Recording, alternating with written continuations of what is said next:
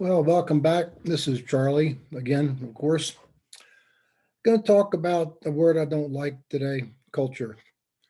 And why don't I like it? Well, it's like a lot of social terminology. It has very little specific meaning, and yet I hear people use it all the time. Here's the official definition from the web.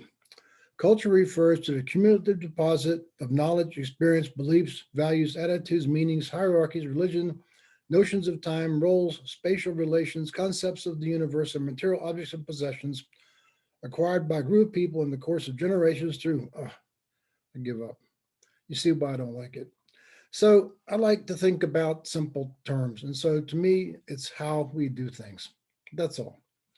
So we've done the who with the personality work, and now we're going to look at the how. The methodology here is nothing new. All I'm going to do is take the same methodology I use with individuals and apply it to collections of people and groups. It's that simple. So let's go over to the slides and start working on this piece. It's episode 18. You can see us marching up our line here. And again, why are we on a diagonal? Because when we do the work with teams or other people, it's a mixture of 4D processes and their specific content through the context shifting worksheet. So every workshop is different, every event is different, and that's why it's fun for me to do it. So how, and so let's take a look at the idea of culture diagrams. Peter Drucker, Culture Eats Strategy for Breakfast. So you may know that Richard Feynman got a Nobel Prize for diagramming subatomic particles. And here's an incoming particle, and it has an interaction defined by these kind of arcane rules of physics, interacts with a second particle, and then these new products come out. And so Feynman came up with this brilliant idea to show this in diagrams. So I'm no Richard Feynman, but I thought, why don't I do the same thing with cultures? Cultures are mysterious. Let's make culture diagrams the same and make cultures understandable the same way Richard Feynman made subatomic processes understandable with his diagrams. So just like the personality, there's four cultures. The green cultures address members' needs. This is important to think about what the culture is about. How do they function? They function by addressing members' deep human needs. Where would you find these? Churches, legitimate churches, nonprofits, Habitat for Humanity in the image, anything that attracts the people with the mission and passion about deep human values, basically Doctors Without Borders, I go on and on. The yellow culture address members' relational needs. And it's mostly found, I think, in marketing organizations. And I joined a group of yellow consultants, not fully understanding the color yet. And we would meet in Denver once a month. And what they enjoyed was just talking about, the Broncos, the football team, where skiing clothes was on sale and so forth and so on. And I couldn't stand it. I wanted to get down to work. The only really company I know that works like this is a company called a company described in a book by a guy named Ricardo Similar, and you can go read about that. It was a company making custom products, and you can see why this kind of culture would be very good at building custom products because it's about the relationship. The blue cultures address individuals' intellectual needs. The most extreme case that I've ever seen was the University of Colorado, a research university. They basically lived in a lot of misery, and I thought because they had an integrity dilemma, they claimed to be there for teaching, but instead, the fact is, at a research university, you basically almost rent a desk from the university who pays your salary, but your salary is determined much more by the things you publish and the expectations of your and kind of impressions of your peers in the field rather than anybody in the university. And you can see in the diagrams that the communication styles are very different. Here's the my consulting friends sitting around the table talking. if you ask a university professor at a research university, which most the well-known universities are, you ask them what they hate most is faculty meetings. They'd rather work alone. They'd rather communicate with email. They are not comfortable with personal things because it's their diagonal. The the orange culture is manufacturing. It is the predominant culture in business in the world because most business makes its money through producing a product. And it's about consistency. It's about all the things that are around manufacturing. And same thing with governments. Governments are all orange. So one of my early workshops was with the Colorado State Mental Health Board. These are people who were mentally ill and help people who are mentally ill. I did the personality work with them, and there were 27 in the room, 24 were green, and the three lawyers were, of course, orange. I asked them what their biggest problem was, and they said that we can't get the funding from the government. And I said, well, what do you tell them? And they said, of course, they speak from their culture, how heartfelt the work is and how much we love helping these people and how much they get out of it.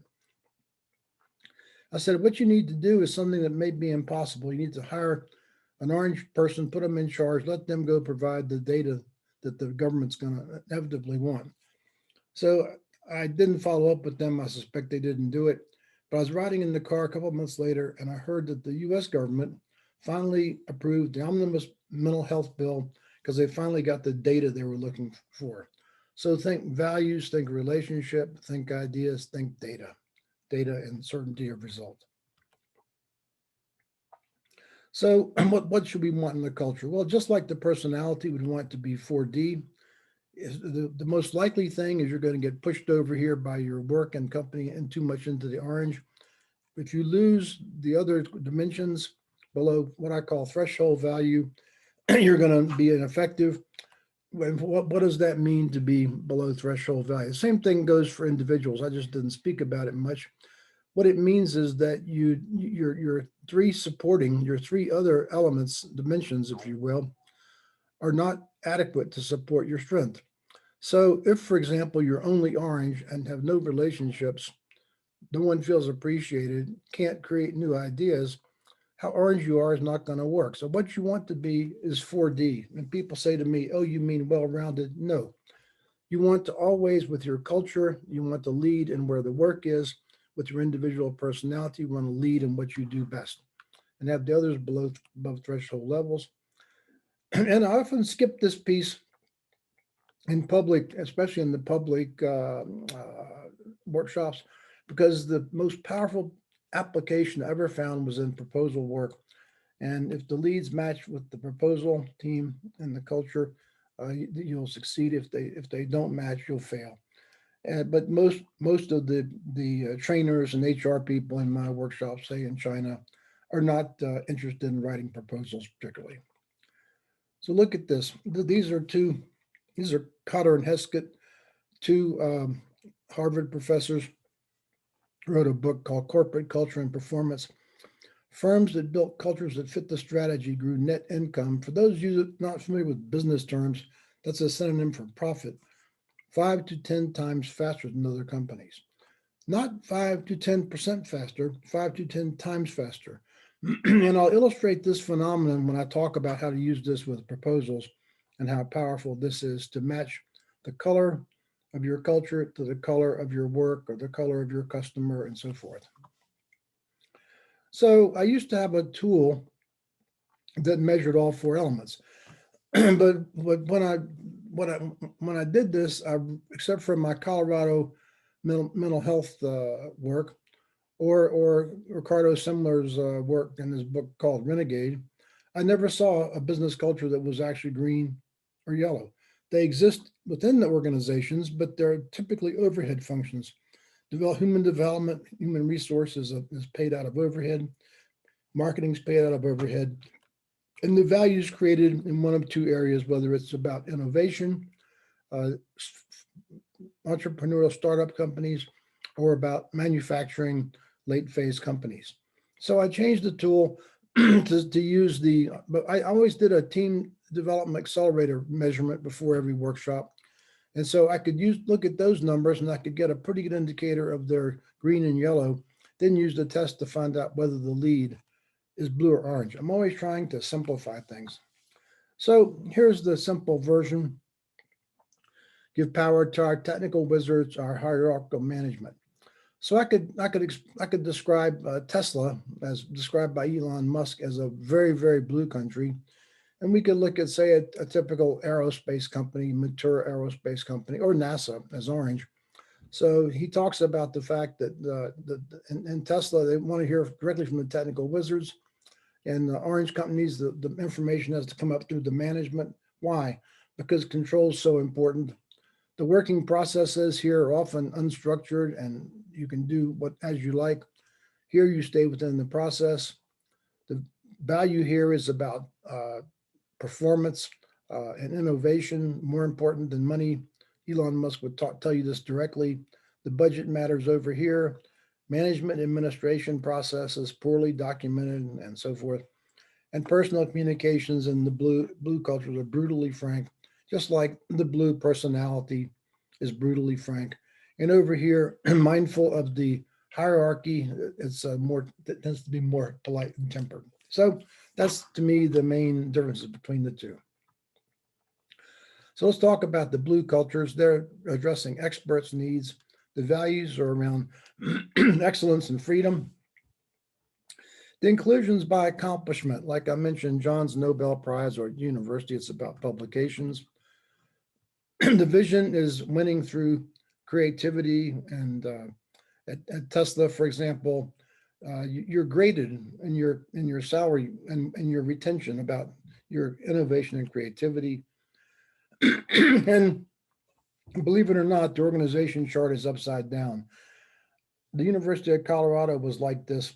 The day that I arrived, another NASA official who was very frustrated with the university was leaving, and a guy that I knew, previous NASA center director, and he stopped me and said, "Charlie, what you're going to have to understand is the organization chart here is upside down. The wizards have the power, and the president just obeys what they need. But they say," and he said, "It took me a year to understand this. If you can get this quicker, you'll have a better time." So in the diagonal challenge, as always, relationships, interpersonal relationships, they're full of conflict and argument. And so knowing this, I went to my friend Larry Singel, the dean, and I said, "Larry, can you explain how this works?" He said, "Yes." I said, "Well, here's the dean. What you have to understand is that the tenured professors have the power, and they, they do the thinking. The head of the university is about fundraising. All he does is get money and make speeches. The job of the dean is to make sure the professors don't make speeches and the president doesn't think." Well, it's kind of a joke, but not far off. The orange, the most common one, the values are over, delivering price performance, consistent quality. Inclusions purely by the hierarchy. NASA's this way. We had an executive lunchroom, the only people at the top level. We socialized with people at our level. We got rewarded more at the higher levels. The vision was winning through execution and process, and the power was allocated the same way. The higher in the chart, you had more power. The intellectual power was small. Okay. Diagonal challenge is empathy. That's why I mentioned before, CEOs will make speeches firing hundreds of people and everybody smiles and thanks them. So this is a fun kind of metaphor for this, that what you're going to find is in the directive culture, control is everything. So you must appear to be in control. How do you do that? Well, so I had monthly reviews of my program, typically 1 hour, and I was expected to know technical details that actually made no sense. The most extreme case of this was the NASA administrator, Dick Truly, phoned me from his car phone going to the White House during the Hubble mirror flaw episode, and he asked me to explain the modulation transfer function in the fine guidance sensors. That is not an executive question. Why would he do that? Because he thought there might be technical people in the meeting and he had to appear to be in control. So a little joke to emphasize this that a lot of people like. You're living in your house and get a new neighbor, and he comes over and says, "Hey, look, can you do me a favor? I've got this dog of mine, I've got to go out of town for a funeral. Would you please, take care of my dog? And you're kind of reluctant and not sure you want to do this. So you say, well, I don't know. What's he like? There he is. He's over there in the grass. He's just a pleasant little dog. All you've got to do is go into my house, go into the kitchen, open the back door, put out his food and water because he's got a dog door. He can come and go by himself. Well, okay, I'll do that. So you go, you watch the neighbor drive away, go over to the house and step into the kitchen. And suddenly there's this dog jumps between you and the door, menacing you. You're totally scared. So you back up, don't know what to do. Then you feel with your right hand, oh, there's a bag of dog biscuits. So you start throwing the biscuits. Dog's okay. It's working pretty well, except for one problem. You're running out of biscuits. When the orange culture, which heads most cultures, demands data, you can never not provide it. You can never run out of biscuits, consistency, data reports for the data dog. So think about this in terms of feeding the data dog. So it's interesting to me that the typical business organization has all four dimensions: the green, employee development; yellow, marketing; blue, research; and orange, manufacturing. Each one is going to function very differently, and each one is going to function in a way that matches their innate culture, which is like their personality, which you could take by analogy. So when organizations permit this and allow this, everyone can flourish. But what happens much more often is the orange culture that inserts the data dog on everyone. So it kills off the juice in everything but the manufacturing sector. This is so common. In fact, I think what probably the biggest reason I left NASA was I got tired of the constant demand from reports for reports on everything from next year's office space to next year's travel budget and on and on and on for the data dog. Let's talk about the really powerful application here. And I did a lot of work with this. When you match your customer, if you're both blue, it'll work. If you mismatch, you will likely lose, because here's what's going to happen. Proposals are very stressful. Under stress, you're going to revert back to your own culture. You're going to push your culture seen by your culture's eyeglasses. And by the way, it's the same thing if you reverse the colors and lose sight of your customers, and you're not going to address their values, interests, et cetera, et cetera, et cetera. So back to James Webb Space Telescope. I've talked a lot about this. So I'm working with the team, and I'm helping them prepare their proposal now. So let's see if you can tell what color everything is. The customer wants an 8-meter cold telescope for $500 million. Hubble Space Telescope was 2.4 meters and cost $3 billion. What color is he? He's blue. He's totally blue. His team, of course, has best and brightest scientists. Who else would join such a team? They're blue. You really want to win, so you put your Mr. Manager in charge. He is an experienced engineer. And the reason you like him is he did a recent similar project on cost and schedule. He gets experienced people like him on his team. They're orange. Mr. Customer sees advanced technology because he knows the conventional method doesn't work. He's blue. You know better. Proven approaches will win. There's your orange. Your team focuses on developing details that increasingly show the implausibility of the customer's vision. Your competitor put a scientist in charge with no hardware experience. He's promoting risky, high promise solutions. You are sure these will not appeal to your customer, and he will choose your expensive conventional design. Is there any possibility you can win this competition? Zero, folks. What's happening? Here's the other customer. Here's the decision makers, and here's you. What happened? Well, you picked the color of the person to lead.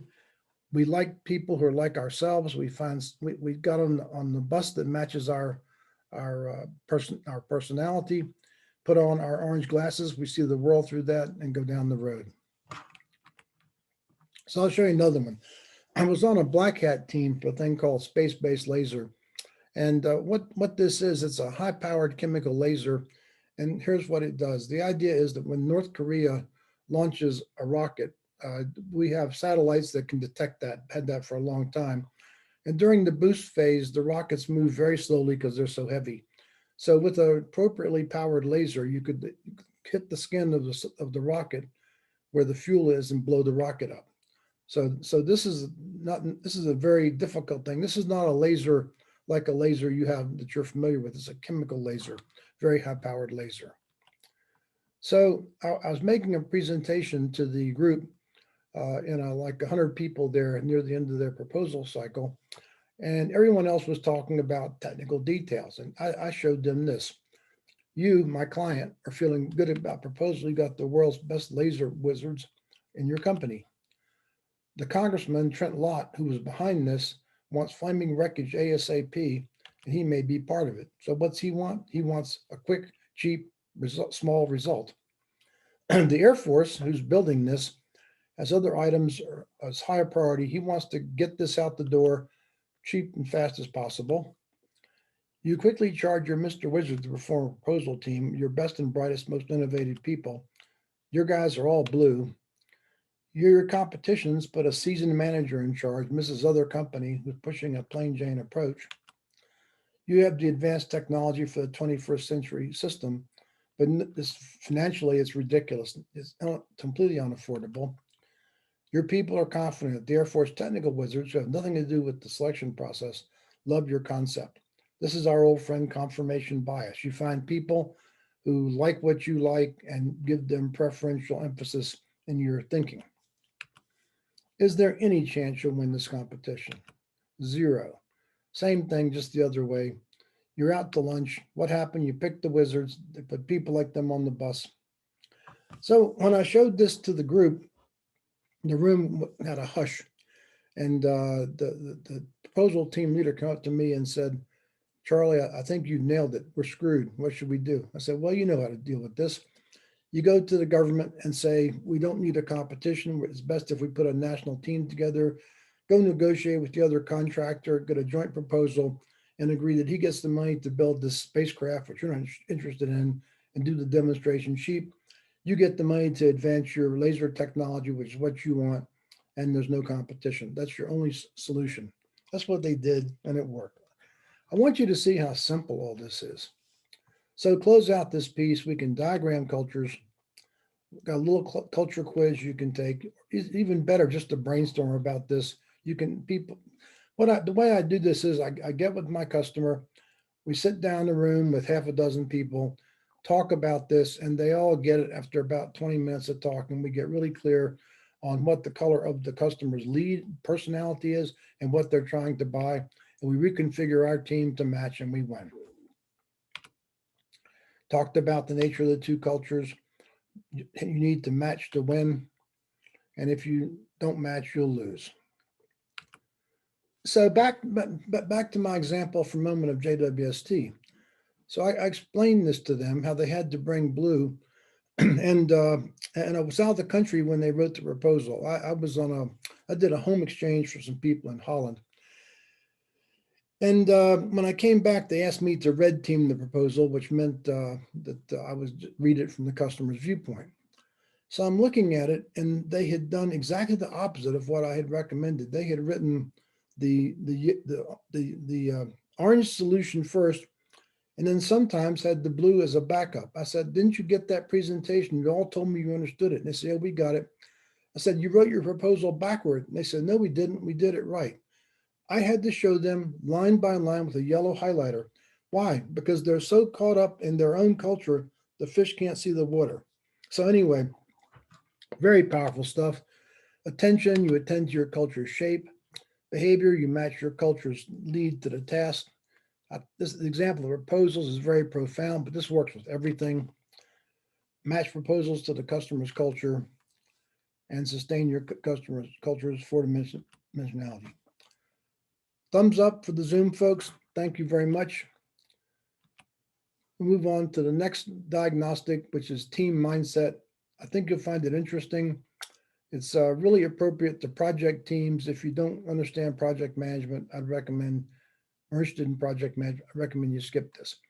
So thank you for following this, and I'll see you around the corner for the next module, next diagnostic.